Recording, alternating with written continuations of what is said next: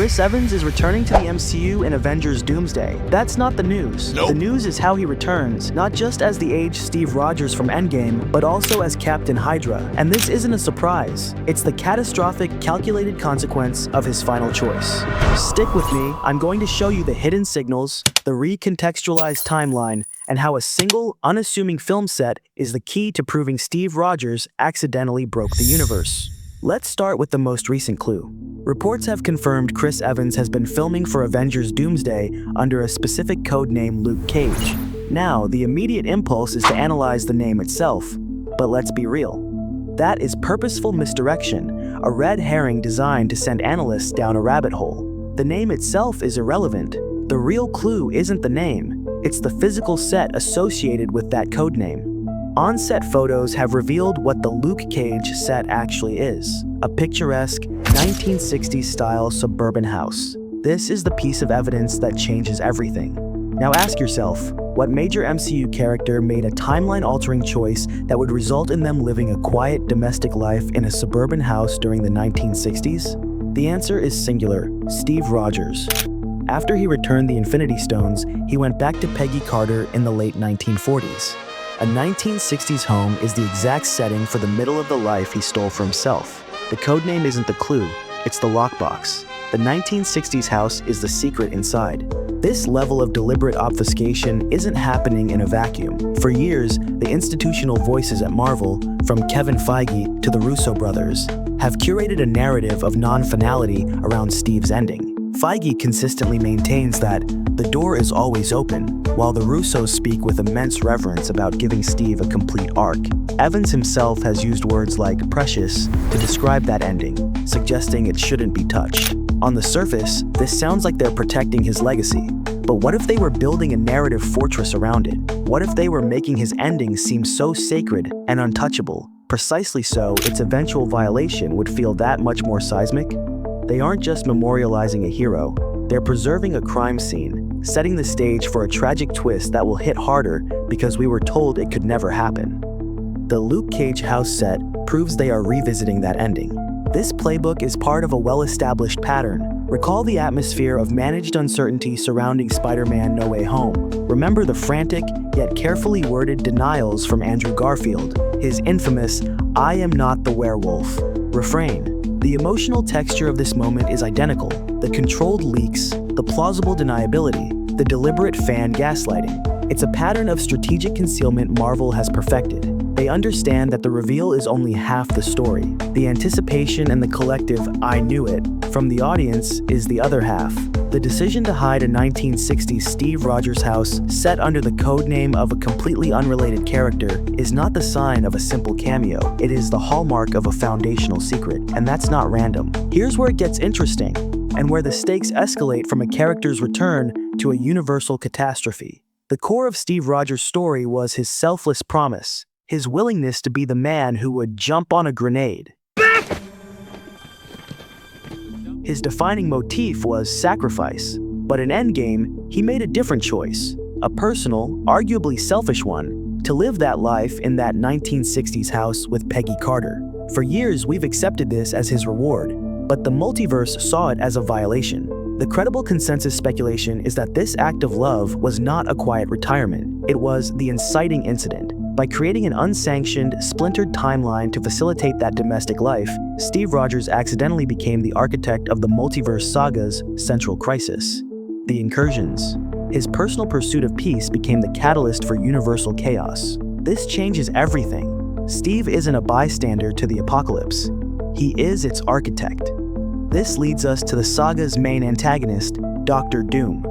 The prevailing industry expectation doesn't just place Doom as the villain, it gives him a chillingly pragmatic motivation. He has witnessed the incursions and has traced the disease back to its source, the anomaly created by Steve Rogers. To Doom, this isn't personal malice. It's pragmatic, cosmic calculus. He sees Steve as a flaw in the fabric of reality, a sentimental error that must be corrected to restore order. Killing Captain America isn't an act of evil to him. It is a necessary righteous surgery on the multiverse. But a man like Doom does not operate alone, and he is a master of psychological warfare. To hunt this anomaly, he assembles a team.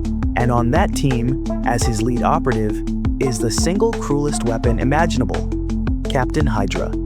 This variant, also born from the timelines Steve's choice corrupted, is the apotheosis of Steve's darkest ideological potential, weaponized.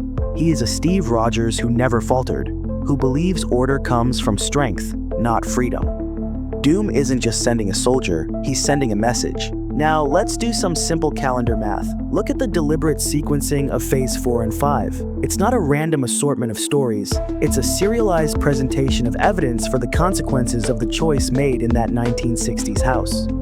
Loki established the rules of the sacred timeline and the existential danger of variance.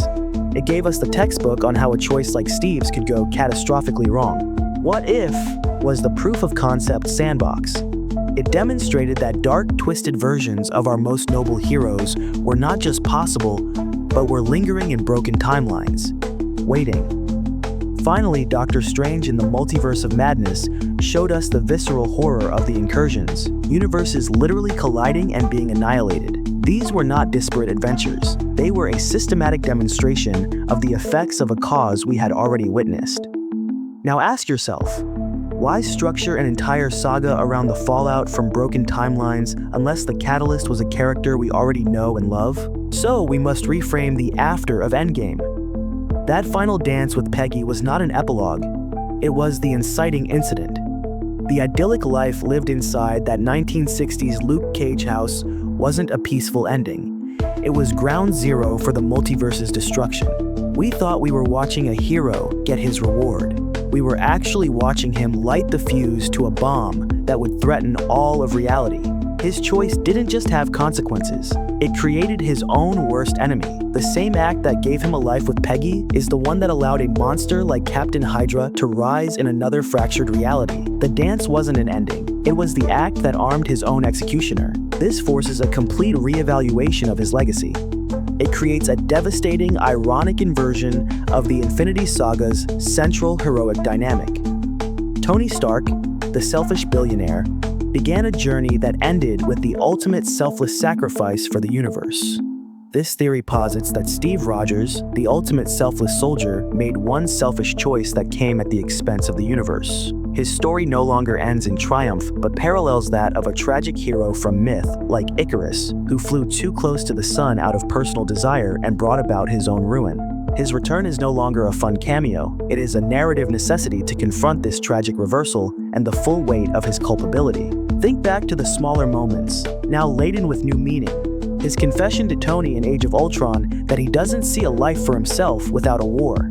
His choice in Endgame was a direct attempt to prove that wrong, but this theory suggests he was right all along. He couldn't escape the war, he just changed its nature from a physical one to a cosmic one. That final dance wasn't just a moment, it was the decision to build that life in that 1960s house, no matter the cost. This isn't random, it's the thematic seed for a tragedy of galactic proportions. Now let's combine the evidence into a singular conclusion.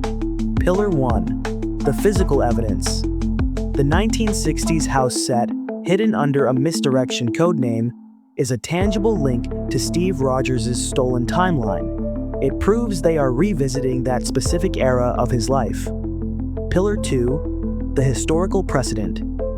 Marvel has used this exact playbook of secrecy and misdirection before with Spider-Man. No Way Home, establishing a clear pattern of behavior. Pillar 3. The narrative mathematics. The structure of the Multiverse saga only makes sense if it is the direct consequence of a known, beloved character's actions. Pillar 4. The catastrophic motive. Steve Rogers, as the accidental architect of the Incursions, provides the perfect personal stakes for a film called Doomsday and a chillingly logical motive for a villain like Doctor Doom. Pillar 5. The poetic weapon. The existence of Captain Hydra as Doom's hunter is the ultimate psychological and physical threat, turning Steve's own identity against him. When you add it all up, the evidence points to one inevitable, brutal conclusion. Chris Evans returns as a fractured hero, forced to confront the monster he could have been, and the Doomsday he unknowingly created. The story was never about whether Steve Rogers would come back, it's about whether the man who broke the universe can be the one to save it. And with Doctor Doom acting as judge and Captain Hydra as executioner, The price of that salvation may be a sacrifice that dwarfs anything he has ever done before.